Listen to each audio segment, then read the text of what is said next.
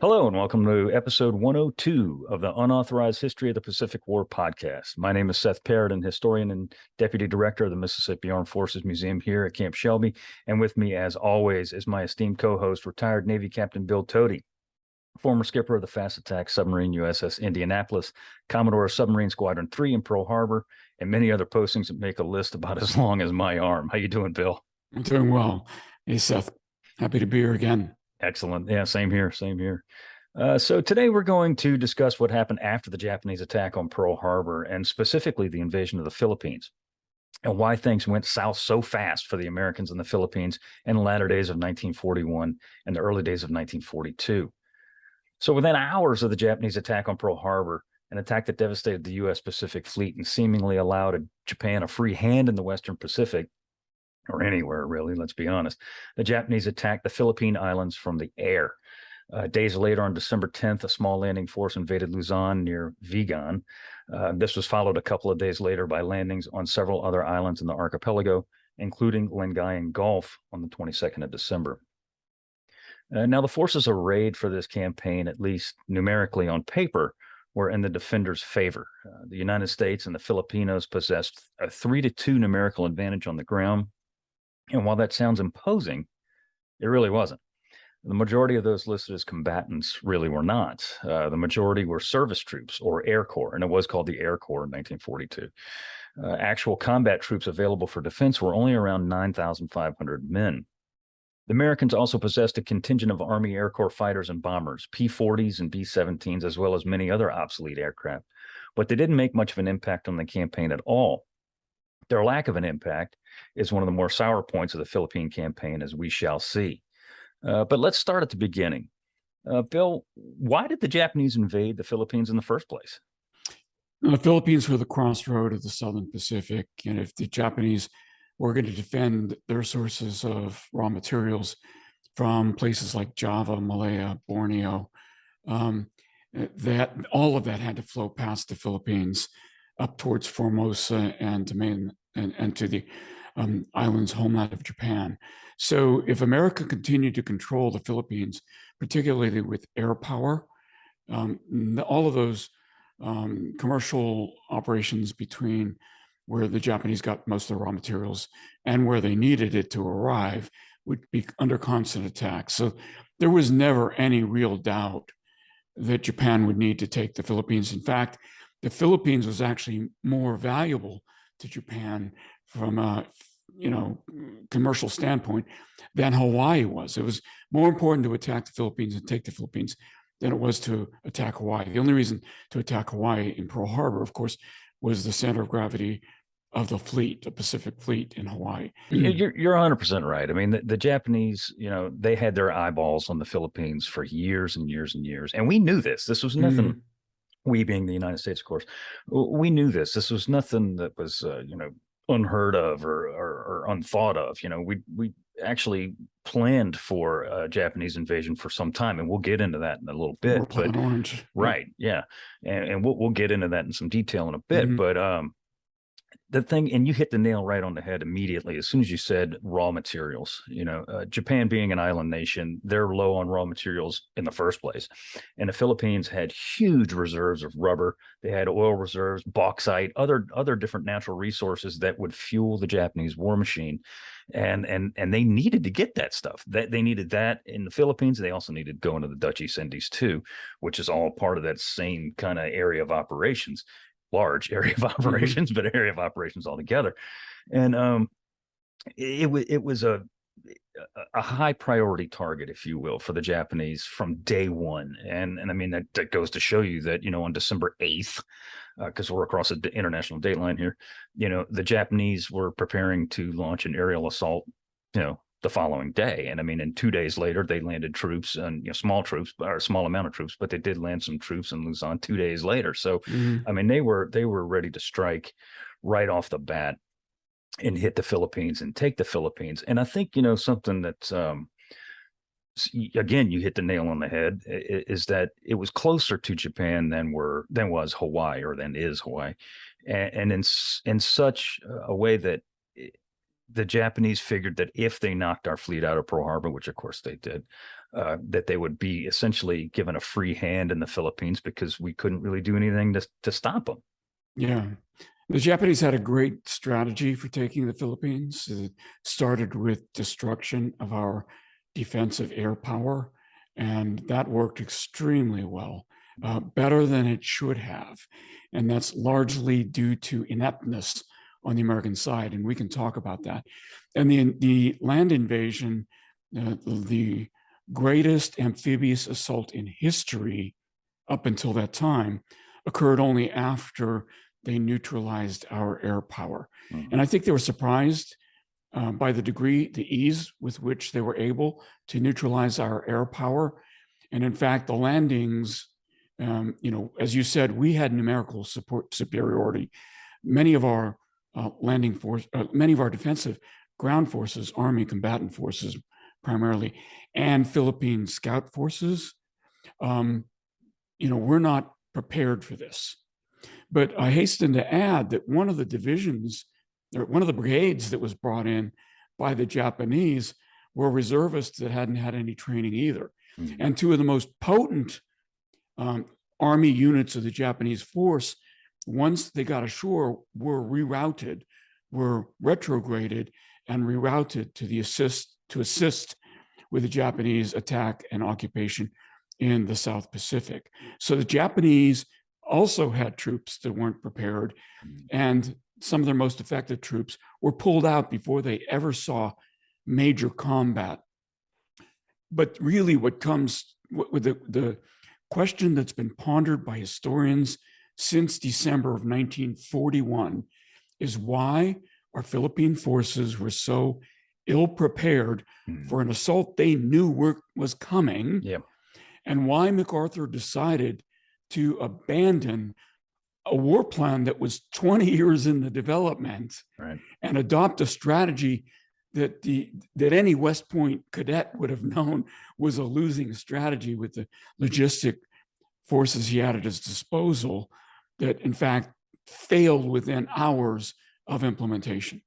Right. And I mean, it's across the board. I mean, everything depends on MacArthur because he was overall commander, as it should be, frankly, as you, a former commanding officer yourself, knows that the buck stops at the top. It stops here.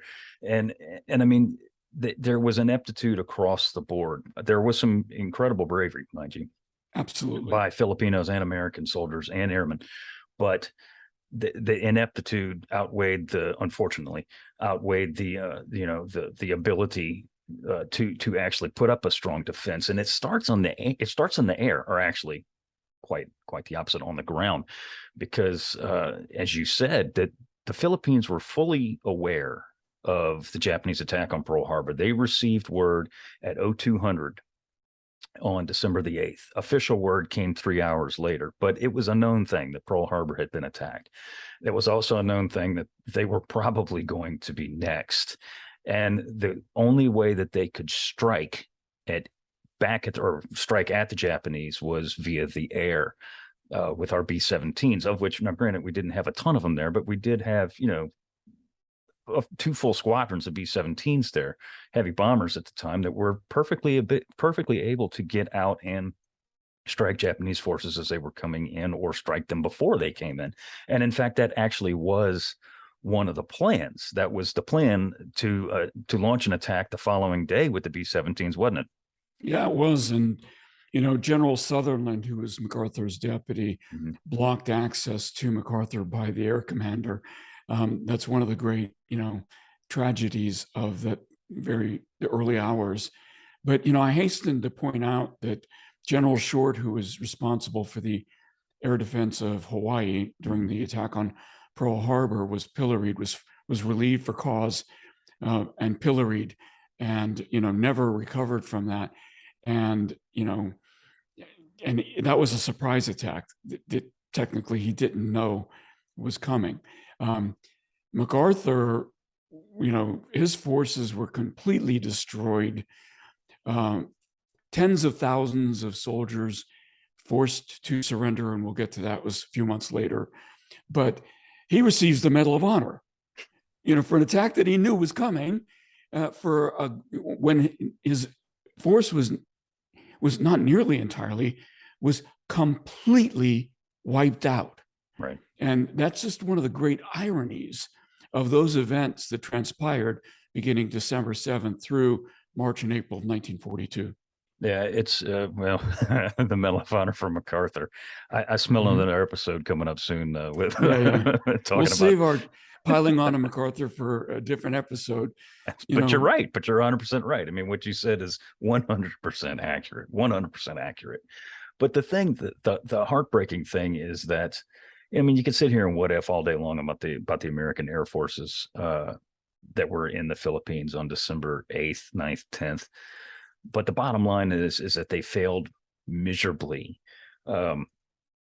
It's so there's a myth. Destroyed on the ground. A lot of them were. A lot of them were. And so it's a bit of a myth that all of the aircraft were on the ground, and of course that's not true. I mean, a great deal of them were. Most of the B-17s actually were, and they were being prepped for a dusk raid on Formosa, which is where the Japanese aircraft were known to be staging and coming from, and that's actually where they did come from. They were being prepped for a dusk raid, and they were caught flat-footed on the ground by the Japanese coming in, and they were just lit up. I mean, they were just absolutely destroyed. I think there were only 2 or 3 that were airborne at the time, maybe 2. I don't recall exactly the numbers right now that were airborne. They're the only 2 that were saved, or that were serviceable, and even they weren't serviceable for very long. But I mean, it's a thing that you can't help but look at it that, the Japanese, I'm sorry, the defenders of Pearl Harbor, who had no warning, well, very little warning. We talk about that in our first episode, but very little warning that no the Japanese, actionable intelligence. Right. Thank you. Yes, exactly. That anything was going to happen. They were able to scramble a few aircraft, P-40s, and they downed a total of 8 Japanese aircraft over Pearl Harbor, which is not a ton, obviously, but they gave a fairly decent showing of themselves, considering that they had no warning. In the Philippines, where they had plenty of warning, these aircraft, of which there were significantly more in the air, only down 7 enemy aircraft. So, I mean, there's really no excuse as to what happened there and why the showing for the Army Air Corps was so poor in the Philippines between December 8th and December, really the 18th, 19th, is they were just absolutely shelled. They were destroyed. What the Japanese were afraid of, and what we should have done, was that we would reposition those aircraft in Mindanao, because that would have been out of the range of the Japanese, exactly, bombers. Right. And so we would have been able to save our air cover, which would have caused, then we would have had air support for the ground troops when the invasion began. And so, I mean, it would have been a dogfight, no doubt. I mean, it would have been, that we would have been doing defensive counter air, and they would have been doing offensive counter air. And it would have been, I'm not suggesting that the ultimate outcome would have been any different, but the speed with which we failed would have been significantly different. So, and of course, we didn't do that, and the Japanese were surprised to how easy it would be. Yeah, and you're 100% right again, and that I don't think it's kind of like Pearl Harbor we talked about last week, is that I think the failure or the surrender of the Philippines rather was inevitable, but I think had we had some air support by, as you said, moving the 17s to Mindanao or elsewhere. I mean, it's an archipelago. There's a lot of places to put these airplanes that they could have, if they'd have prepared properly. It would have, stalled the inevitable, I think, a little bit longer, and we wouldn't have won, but it might not have been quite as bad. So, reason we lost the Philippines so quickly, number one, is the loss of our air cover. In fact, the Asiatic fleet, which is commanded by Admiral Hart, who is Annapolis classmate, strangely enough, with MacArthur's older brother, and knew General MacArthur well, said, said something about, Douglas is certain about things that just ain't so, and that makes him dangerous. Hart realized that without air cover, that his fleet and his Asiatic fleet was tiny. I mean, it was one heavy cruiser, a couple of light cruisers, and some support vessels, some PT boats, and some submarines. he said, this fleet will not last 20 minutes, which is not an exaggeration. Mm-mm. And so he did the right thing and got them out, because they would have been of zero value during the Japanese landings that followed. But failure number two was MacArthur's abandonment of the strategy that the United States had taken 20 years to develop, which was a War Plan Orange, essentially War Plan Orange, a defense in depth strategy that would have caused attrition of the Japanese forces as the Americans built a basically fortress on Bataan and Corregidor. Instead, what MacArthur decided he was going to do, in his words, hit them where they ain't, which was ludicrous because the actual strategy involved going where they were, not where they ain't. Right. And it was a defend the beaches strategy. And he did not have the forces or the logistics to defend the beaches. Millennia ago, Sun Tzu said, if you're going to do something like MacArthur wanted to do, you needed to outnumber the enemy 5-1. Exactly. Not 3-2, which was the actual advantage that we had, 3-2, but 5-1. And he didn't have that, but he did spread his logistics all over the country to support a defend the beaches strategy. And then when he had to abandon the defend the beaches strategy, which was very early in the campaign, and fall back to Bataan, which was War Plan Orange, the logistics were spread all over the country and weren't there to support General Wainwright's army forces that were holed up in Bataan, which led to another tragedy. So this is, we're talking about three failures here. Failure number one was the very rapid failure of air power.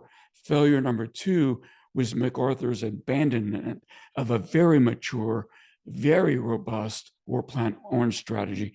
And failure number three was the logistics failure to support what could only be the final, resort to the final defense in Bataan, which led to widespread starvation, disease, and the eventual surrender of Wainwright's forces on Bataan. MacArthur's plan wanted to defend the beaches, and you would think that when you want to defend a beach or beaches from an amphibious invasion that is coming, and you got a pretty good idea of where it's coming, Lingayen Gulf, because the Japanese did it, and then we did it again 3 years later. 3 years later, yeah. Same place, damn near. That you're going to send your best forces down there to hold those areas. He didn't even do that. He sent some of his weakest units out there, which were the Filipinos, and this is not to harangue the Filipinos at all. A lot of them fought bravely. A lot of them fought with extraordinary bravery.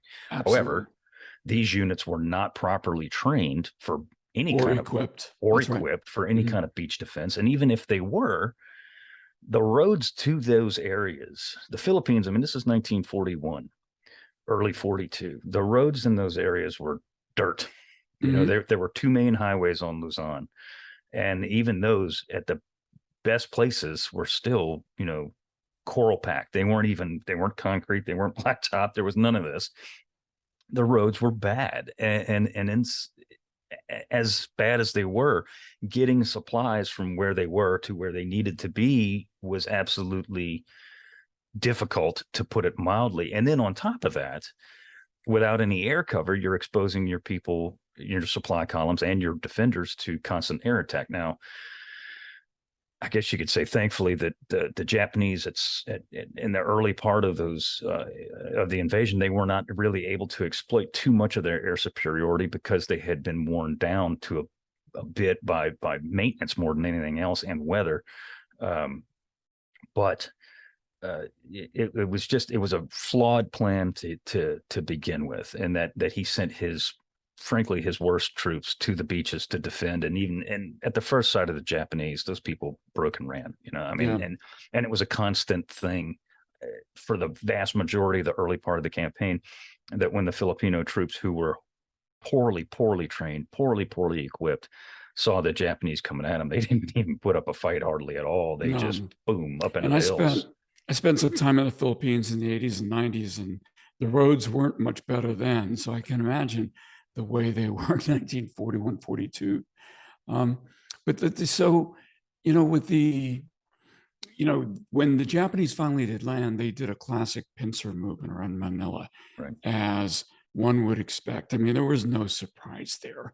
That's exactly what we would have done. And so, what MacArthur tried to do with the city of Manila and declare it an open city, hoping that the Japanese would save it if it was a open or neutral Right. city once they landed. Seth, what do you think about that? I Well, mean, what did we learn in China about the Japanese behavior and what it might suggest as it pertained to how they might treat Manila? Nanking. That's all. That's all you really got Exactly. to say. But I can understand MacArthur's desire to open Manila, or have Manila be an open city. I mean, he was a Filipinophile, if you want to, Mm-hmm. if there is such a thing. He was, and he wanted to spare the Pearl of the Orient, and that's what it was called, from the utter destruction that he probably knew was going to happen. Mm-hmm. And I think him declaring it an open city was grasping at straws, frankly. But I mean, the Japanese proved what everybody thought they were actually going to do by just, I mean, absolutely devastating Manila. They And of were course, brutal. oh, horrible. Yeah. I Yeah, mean, they were, well, and we can get into that, if we want, is the occupation of the Philippines by the Japanese. And I think that's a whole nother episode in and of itself. yeah, I agree. Is it was, brutal is not even the word for it, Mm-hmm. frankly. It was animalistic, frankly, Mm-hmm. but which is, basically exactly their behavior in every occupied country that they were in. But yeah, I mean, their history in China and other locales, that they had conquered and were occupying, should have told MacArthur all he needed to know as to what Manila was going to suffer through as he was pulling his people out. And we talk about the first initial invasion days when the Japanese landed in Lingayen, and that pincer movement is Mm-hmm. going in there, and they are rolling through American and Filipino defenses like a hot knife through butter. I mean, they are just creaming the defenders out of there. And this is when MacArthur says, we've talked about it briefly, we're gonna institute a line of defense down on the Bataan Peninsula. And he did it at the wrong time. While it wasn't necessarily the wrong call, he did it at the wrong time. It should have been the initial thing. That should have been the Mm-hmm. first thing he did, not the fifth thing he did. And when he did it, it was in such that the defending troops were in such disarray from Already basic, weakened. yeah, Yep. from the shock assaults of the Japanese infantry and armored units that were coming at them. They left a lot of their stuff behind. You touched on that, and that the defenders of Bataan were rife with disease, and they were low on food, and or really didn't have any food. They were killing their animals and eating those, and I mean, Cavalry killing their horses. oh yeah, I mean that's and that's not the only thing they were eating, but I mean Mm-hmm. it was bad all the way up and down the line, and it could have been better had the plan been followed that had been put in place for 20 years, and that just wound up putting the defenders who were hunkered down on the Bataan Peninsula, that held there for a long time, mind you, in a horrible, horrible place for a very long time, with lack of food, lack of medical supplies, lack of ammunition. And it was a situation that was worsened by his being MacArthur's late decision to do the right thing.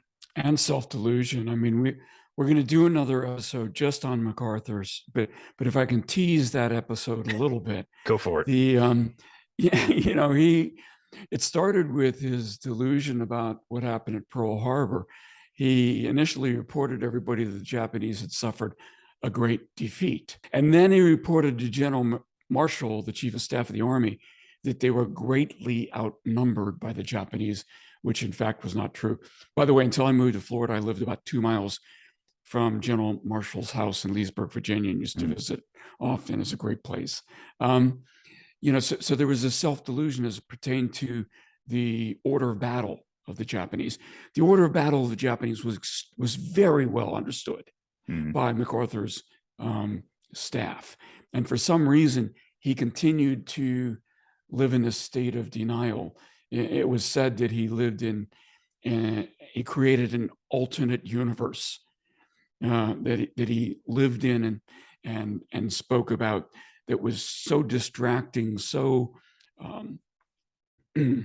deliberately misleading, that it made everything worse. The reports he gave to Marshall were wrong. The reports he gave to his staff about what Marshall had promised him was wrong. The support he promised Wainwright and then never delivered was wrong. Just everything that he touched. If there is an opposite of the Midas touch, if there is such a thing as the opposite of the Midas touch, where everything he touched turned to crap, MacArthur had it. And so, this just accelerated. It was one tragedy after another. Even the promise he made to Wainwright when he was ordered to evacuate, although that was one order he was very happy to keep. When he was ordered to evacuate, and he said, "I'm going to get to Australia. I'm going to regroup, reassemble forces, and I'll be right back with as much as I could bring to bear," was a lie. And he knew it was a lie. He knew there was nothing in Australia he could regroup and bring back. But it was like, why do you give somebody false hope that all you need to do is hold out a month or two and I shall return? And it was a lie. He gave up false hope all the time. You touched briefly on Admiral Hart, and I want to get into this here in a second. But Admiral Thomas Hart, after the fall of the Philippines, after it was over, really, frankly, when MacArthur got to Australia, he just hammered on Hart because he said that Hart abandoned his people, that the Navy took off and they ran away. Well, the Navy was under orders to pull out, first of all. They were under orders from Washington to get the hell out of there. Save what little of it there was. But regardless, they were told, get out. So they did exactly as they were ordered. They got the hell out of there. And particularly after Pearl Harbor, where we had everything destroyed there. It was like all we had left. And that wasn't much.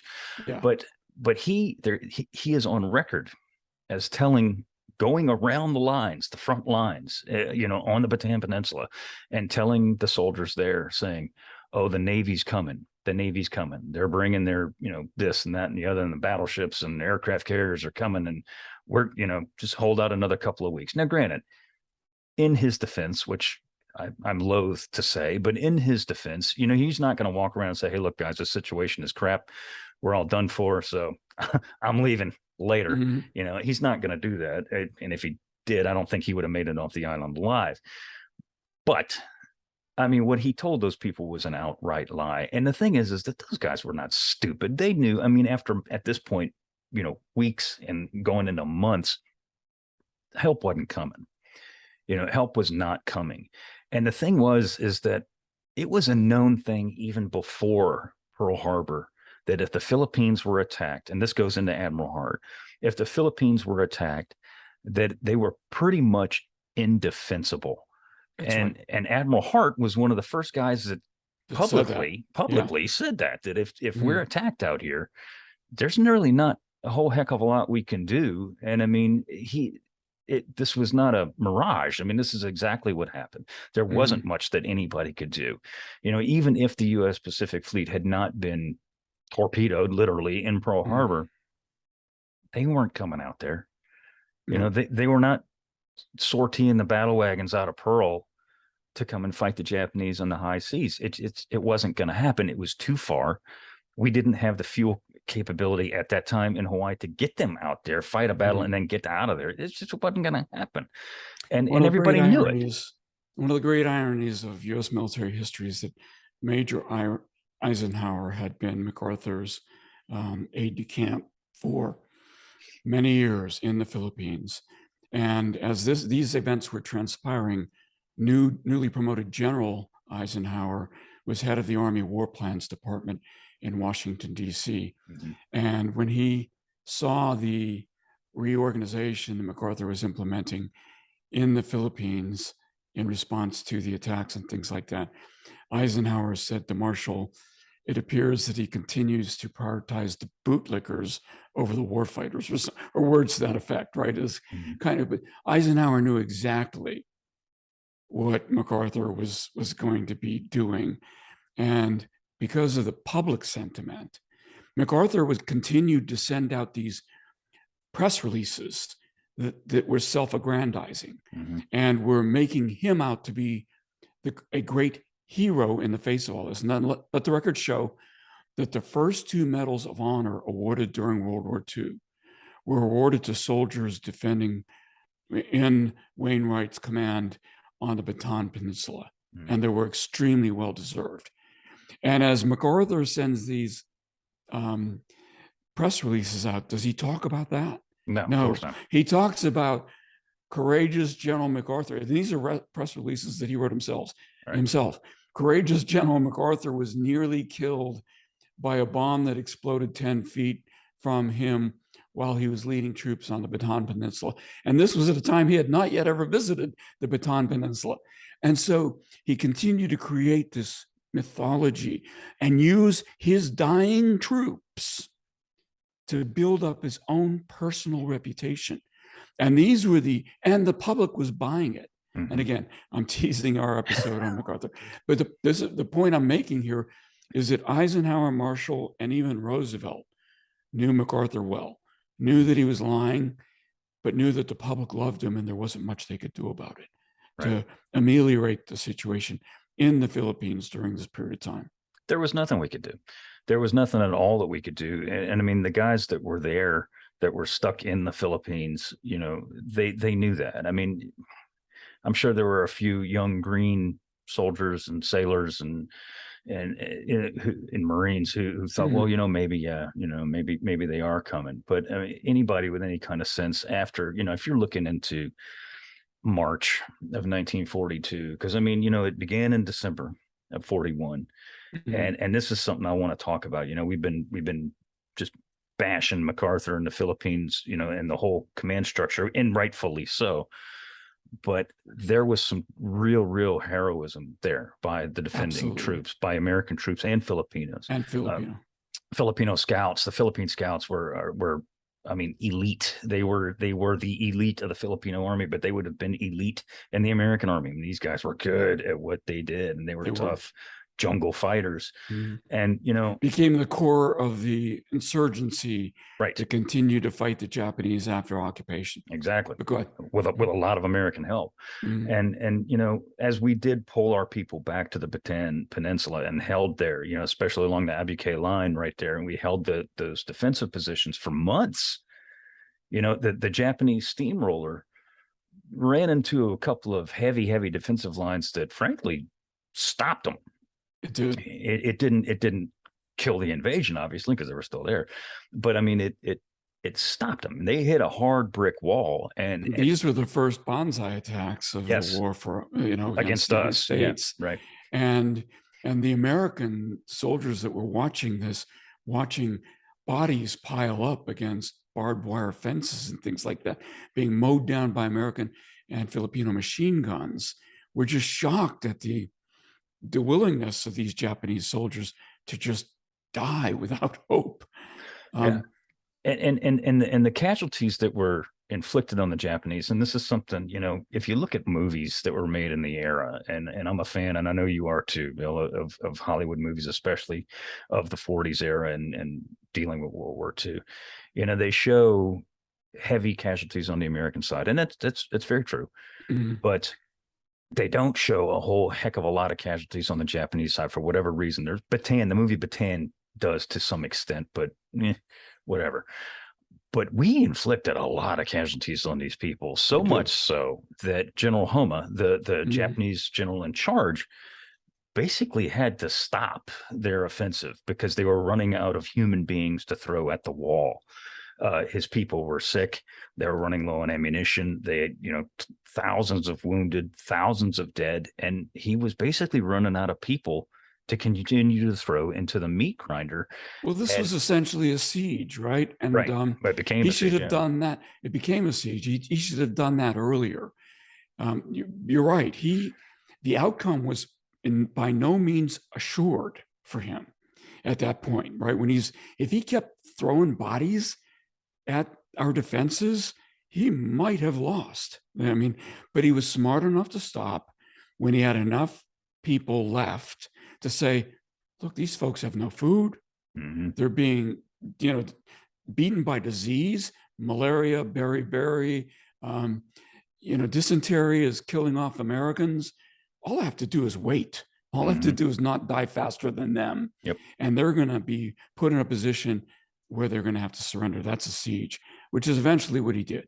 Yeah. Yeah. And he had requested, more support from Tokyo. Homa did. He requested more support from Tokyo, basically more infantry, and was told, no, you will do this with what you have, and you will get it done now.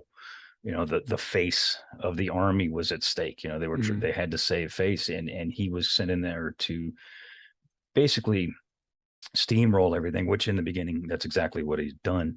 And I think a little bit of the this goes back to what Yamamoto at one time called victory disease. The Japanese had taken everything so quickly, not just in the Philippines, but like they thought it would continue to be easy. Yeah. And then when it showed that it wasn't going to be quite as easy, they put the thumb on Homa's back and said, you're going to do this. And he did exactly what you said. He just basically sat there and said, all right, what the hell with these people? They're going to die anyway. We're just going to wait on them to throw up the white flag, which is eventually, of course, what the defenders of Bataan and Corregidor were forced to do. The surrender went up, and it was devastating. It was over 90,000 Americans and Filipinos were captured by the Japanese. There were more Americans and Filipinos that were captured by the Japanese than there were Japanese in the Philippines. Right. Which I'll tell you all you need to know. That's Bataan and Corregidor both. Right. Yeah. Yeah. Combined. Yeah. Because I think we had about 25,000 in Bataan, Americans, and then you probably twice that number of Filipinos. Oh, easy. And then Corregidor, we had about 15,000.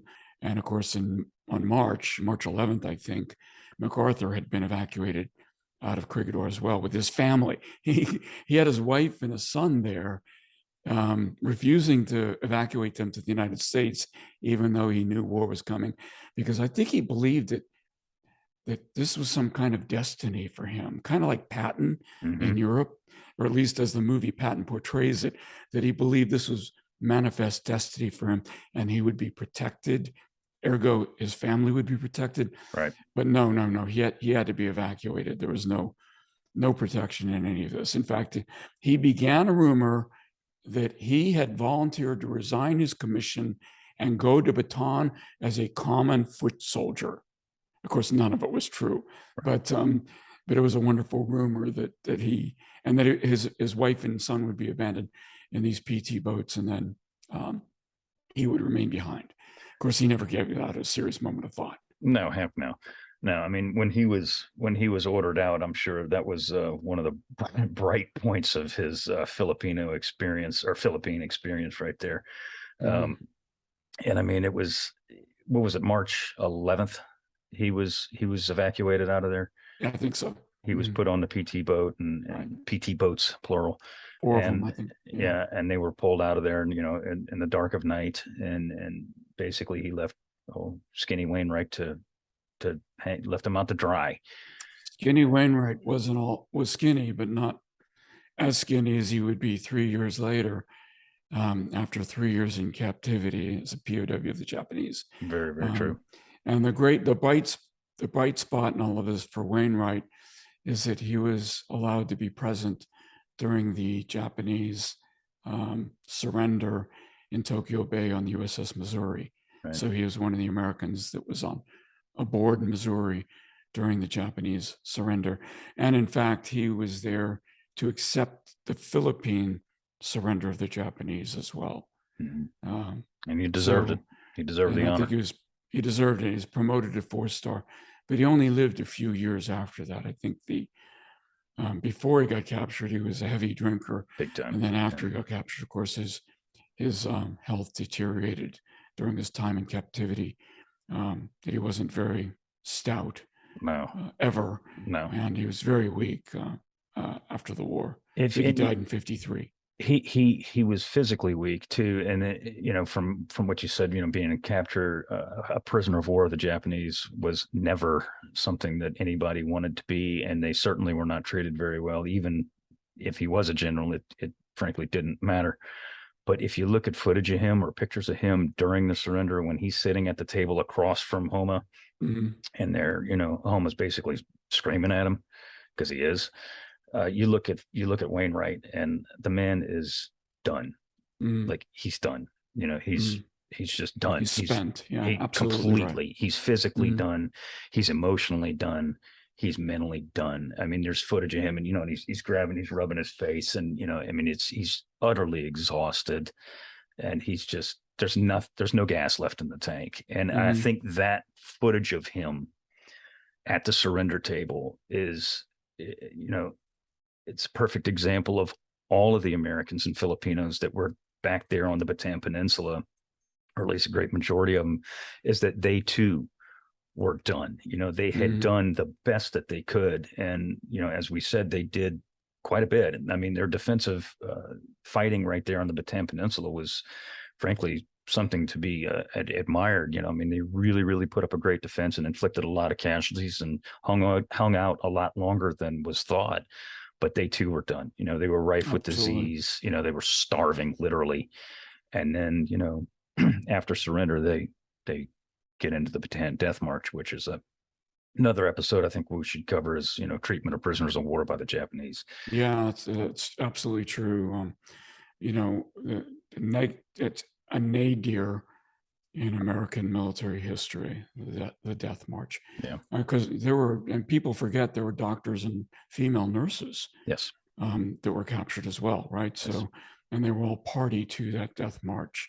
So there's been a debate since 1942, mostly by amateurs, who suggested the American Army, the United States Army, erred by not retrograding or evacuating soldiers from Bataan and Corregidor when, before it got too bad. What do you think about that, Seth? Was that ever an option? I don't think it was. What are you going to evacuate them with? Exactly. How are you going to get them out of there? Yeah. Again, the Pac fleet was destroyed in Pearl Harbor, or the vast majority of it was. And even if it wasn't, they're not going to get over there. They're not going to send the Nevada to the Bataan Peninsula to load them up and to have a Operation Magic Carpet like they did in 45. It's not going to happen in 41, 42. We didn't have the resources to do it. Even if you used commercial shipping right. out of Singapore or something like that, they couldn't do it there either because the Japanese were there. The Japanese controlled the air. Nothing, and they would have died. I mean, there was no way those ships would have survived an evacuation to Australia, which is where they would have had to get, because that's really the only bit of Allied territory that was defensible in early 1942. So that was not a real option. So those folks were going to fight. I think that it would have been better if they had known that this was, do what you can. And then when you decide you can't do anymore, you make the call as to when you're going to give up.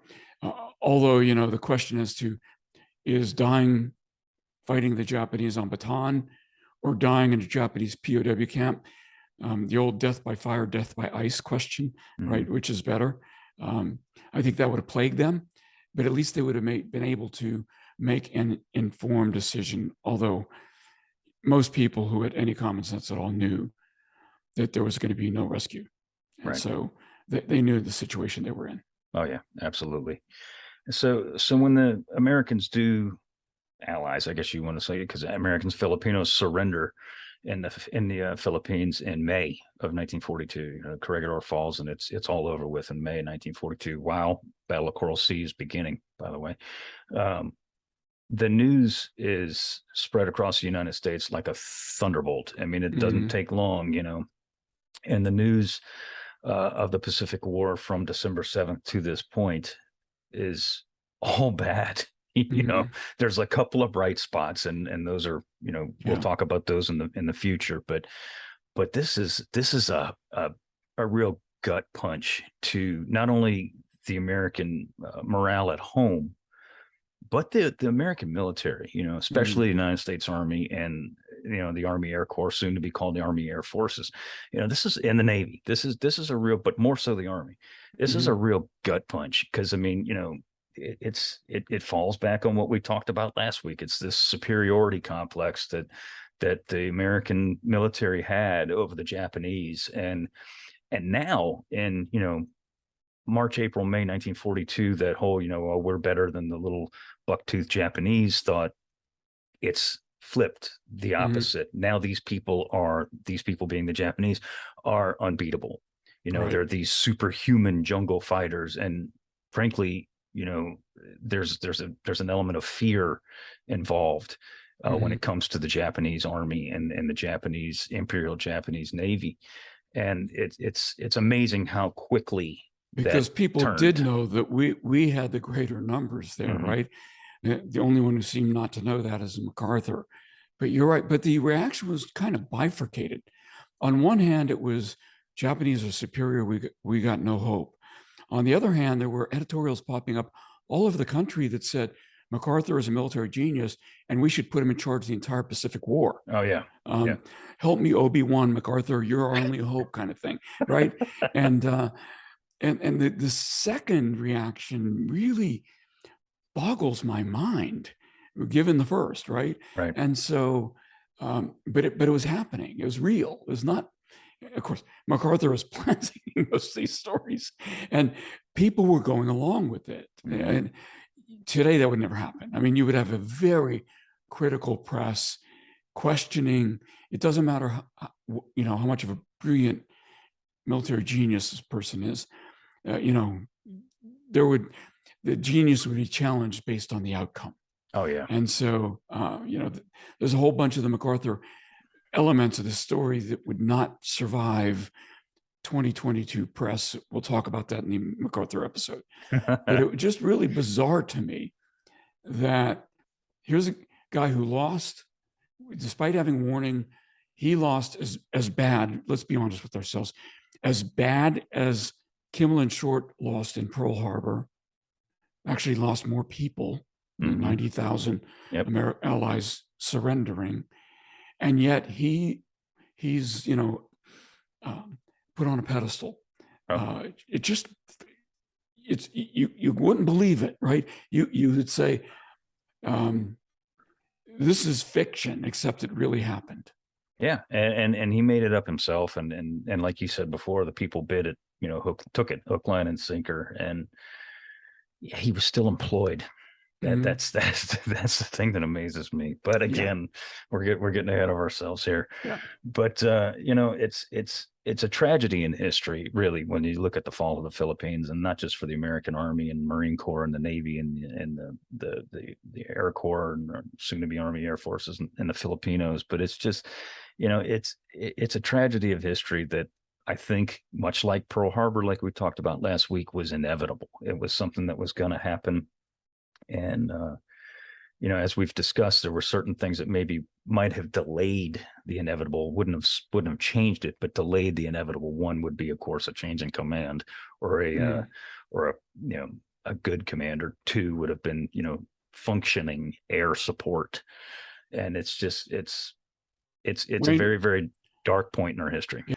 But the Pearl Harbor attack, I agree that it was unavoidable, had a silver lining in that it accelerated our transformation for naval doctrine and naval strategy into an air-dominated, carrier-based fighting force and it converted the submarine force into its rightful role, which is to starve the Japanese. There was no silver lining in the loss of the Philippines. No. It accelerated nothing. It transformed nothing. It was just tragedy from beginning to end. Yep. And, I'm sure we'll get comments or arguments and saying, oh, well, it tied down a lot of Japanese forces. And it did to a point, but it didn't stop the Japanese from doing anything they wanted to do. Absolutely right. Because if you look at that point from December through May of 42, the Japanese are still, they're still pushing. They're still conquering a lot of territory. It wasn't a very large Japanese force. It was almost a constabulary force that held the Philippines until we started landing in Leyte and later Lingayen, just like the Japanese did, right? Right. And that was one of the reasons we were able to move so quickly once we started invading, is the Japanese had long since lost the ability to resupply the Philippines, because the effect that we had on their resupply forces. But it tied down some Japanese forces, but as you said, they were able to do anything they wanted to do. Yeah. And I mean, it was, the whole thing of, the sacrifice in the Philippines, allowed us to do others. It's not true. It's not true at all. The sacrifice in the Philippines was a tragedy, and it didn't allow us or anybody else to do anything, because the Japanese were still able to do whatever they wanted, and we couldn't do squat. And we could do a little, but we couldn't do anything out in the Philippine area. We couldn't do anything about that. I mean, I could go on and on and on, but we're running out of time. You got anything you want to close out with? Because I got one thing I want to read to people here, but no, I think that the Philippines was the first place where the American forces proved that under roughly equal circumstances, they could fight toe to toe with the Japanese. Yes. If they had been properly supplied and the logistics had been established the way it had been set in War Plan Orange, until MacArthur decided to discard, this war plan. I think they could have lasted 6-8 months, and maybe by that time, the balance of forces would have been a little bit different, right? Who knows how Guadalcanal would have, gone, and all the other battles that followed, the carrier raids, which I think we need to do an episode on for sure. And all of those could have assisted with the defense. And so, the fact that it fell so quickly, none of those options were available to us, and that's the real tragedy here. Absolutely. And we talk about the hopelessness of the defenders of the Philippines, and it's encapsulated in a poem that was written by a war correspondent, and it goes like this. It says, "We're the battling bastards of Bataan. No mama, no papa, no Uncle Sam. No aunts, no uncles, no nephews, no nieces. No pills, no planes, no artillery pieces. And nobody gives a damn." Yep. And with that, I think we're going to wrap this one up. I want to thank everybody for listening. I appreciate it very much. We hope that you subscribe and like our podcast and follow us on any platform that you receive your podcasts on. And I'm Seth Paridon here at the Mississippi Armed Forces Museum and at Camp Shelby, and I want to thank you. Bill Toti, retired Navy captain, long retired Navy captain, and thanks for listening. Yep, and we'll see you guys next week. Thanks.